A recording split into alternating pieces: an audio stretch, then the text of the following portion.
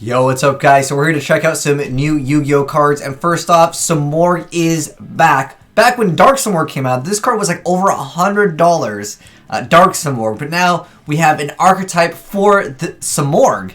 But we got apparently a new boss monster too and a bunch of new Yu-Gi-Oh cards, so let's go ahead and jump right into it with the first card, which is going to be Simorgh Bird of Beginnings, which is a level 1 winged beast effect monster, 0 attack, 1600 defense points, and it says you can only use this card's name first and second effects once per turn each. The first effect being when this card is a normal summon, you can activate this effect during this turn's main phase. You can normal summon, not set, one Simorgh monster in addition to your normal summon or set. You can only use this effect once per turn.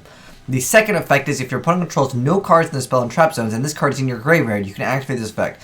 You cannot special summon monsters for the rest of the turn except for winged beast monsters. Also special summon this card in defense position, but banish it if it leaves the field. Okay, so not too bad of an effect. Moving on to Simorgh Bird of Summoning. This one is the level 2 winged beast effect monster with 1000 attack and defense. And it says you can only use this card's name first and second effects once per turn each. The first effect being when this card is a normal summon, you get to add one Simorgh card from your deck to your hand except for itself. And the second effect is if your opponent controls no cards in the spell and trap zones and this card is in your graveyard, you can activate this effect. You cannot special summon monsters for the rest of the turn except for winged beast monsters. Also special summon this card in defense position, but banish it if it leaves the field. Okay. So it looks like it's all about reoccurring monsters and then probably summoning one like boss monster. All right, next up though we have the level 3, which is Simorgh Bird of Endings, which is a level 3 winged beast effect monster with 1500 attack and 200 defense points. It says you can use this card's name first and second effects once per turn each. The first effect being when this card is normal summon, you can send one Simorgh card from your deck to the graveyard except for itself. The second effect is if your opponent controls no cards in their spell and trap zones and this card is in your graveyard, you activate this effect. You cannot special summon monsters for the rest of the turn except for winged beast monsters. Also special summon this card in defense position, but banish it if it leaves the field. Okay. Interesting stuff indeed. And then, next up we have the level 4, which is Simorgh Bird of Protection.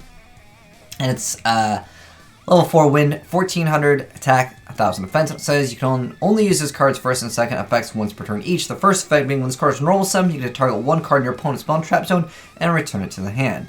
The second effect is if your opponent controls no cards in the spell and trap zone and this card's in your graveyard, you can activate this effect. You can't special summon monsters for the rest of the turn except for winged beast monsters and then special summon this in defense and banish it when it leaves the field. Okay.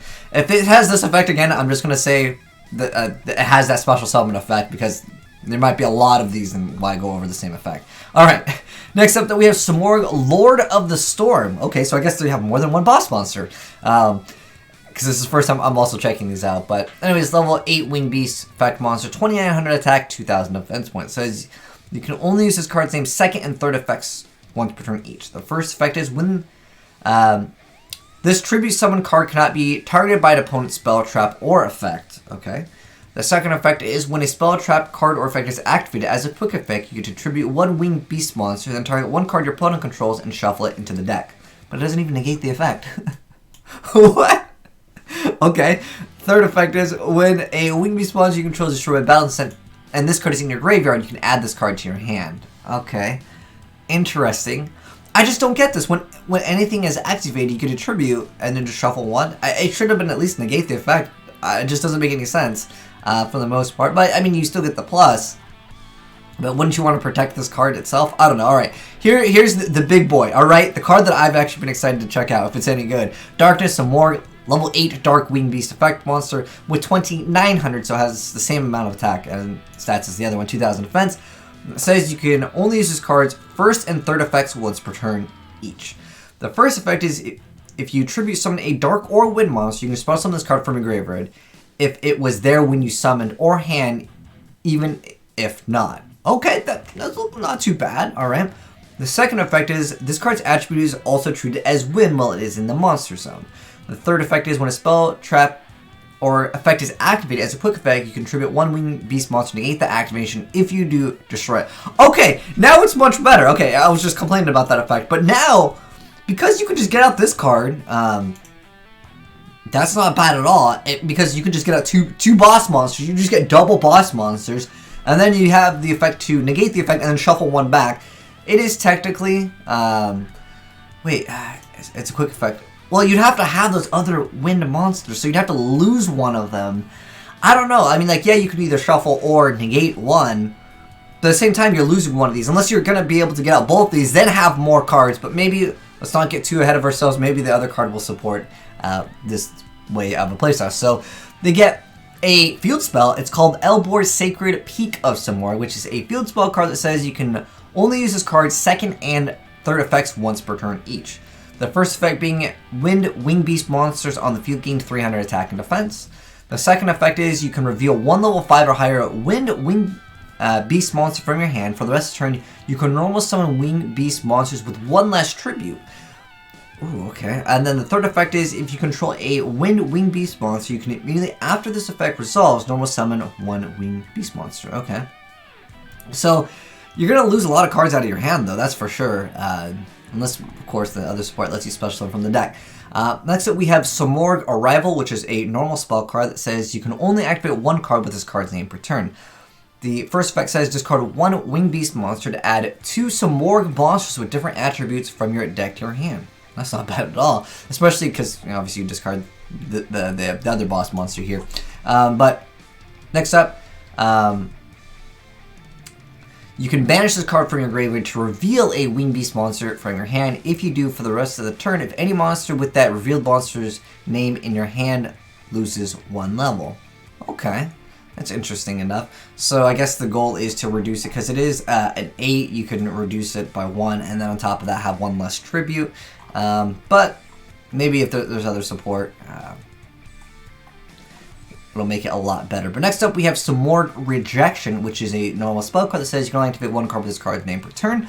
The first effect being discard 1 Wing Beast monster to return all cards in your opponent's spell and trap zone to the hand. The second effect is you can banish this card from your graveyard to reveal 1 Wing Beast monster from your hand. If you do, for the rest of the turn, any monster with that revealed monster name in your hand loses 1 level. Oh, okay, so now we're reducing it to 6, which obviously now it's like 1 tribute. Okay, next up we have the Simorgh No Resent, or actually Simorgh Stormfront. Continuous trap card that says you can activate the second effect with this card's name only once per turn. The first effect is Wing Beast monsters you control with less attack than the Wing Beast monsters you control with the highest attack cannot be targeted for attacks or by an opponent's card effects.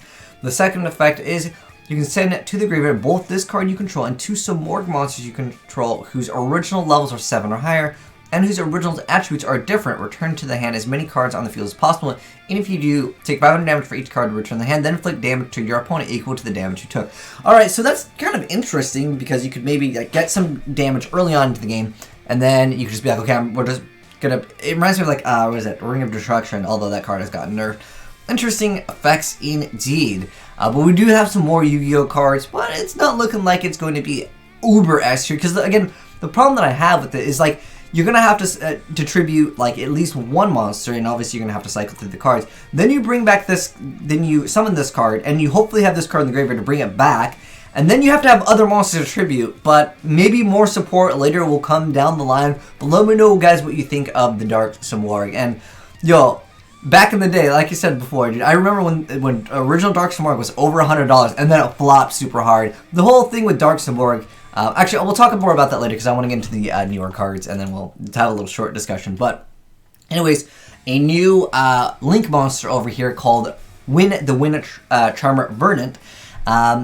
And it is a Link 2 Wind Spellcaster Link Effect monster with 1850 attack. The links are on the bottom left and the bottom right, and requires 2 materials including a Wind monster, and it's always treated as a familiar possessed card. It says you can only use each effect of this card's name once per turn. The first effect being you can target 1 Wind monster in your opponent's graveyard and summon it to your zone that this card points to.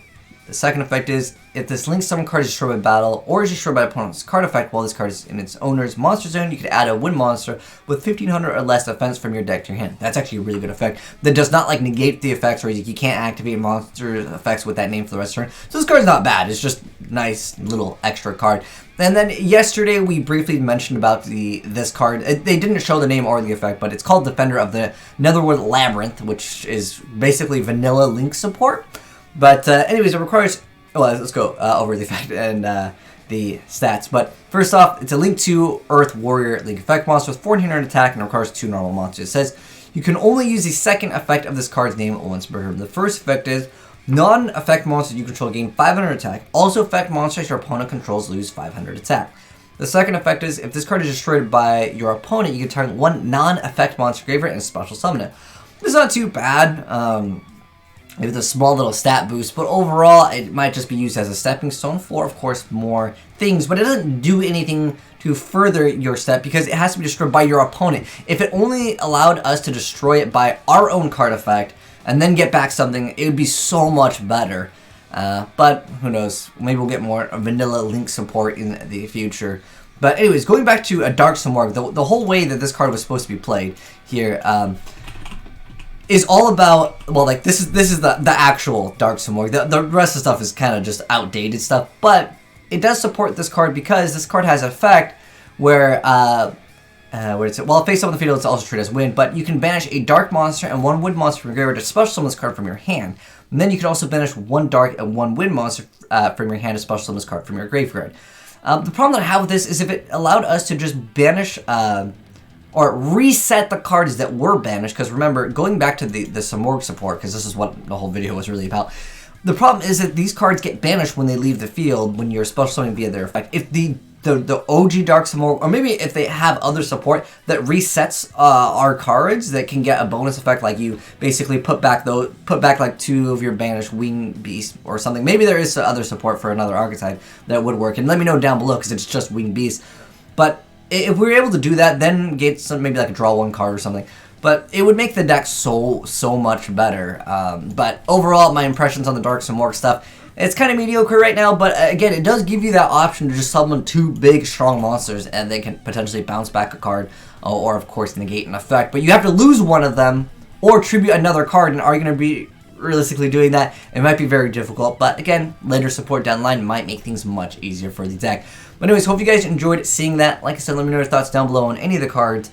But if you guys got any cool replays, I don't think they're out right now on YGOPRO since these just came out. But if you guys got any replays and you want to send them in, I would love to see what you guys make. But thanks for watching, and if you're new here, hit the subscribe button and turn on that bell so you don't miss out when there's new Yu-Gi-Oh cards announced. And you guys can check out their effects. But anyways, thanks for watching, guys, and peace.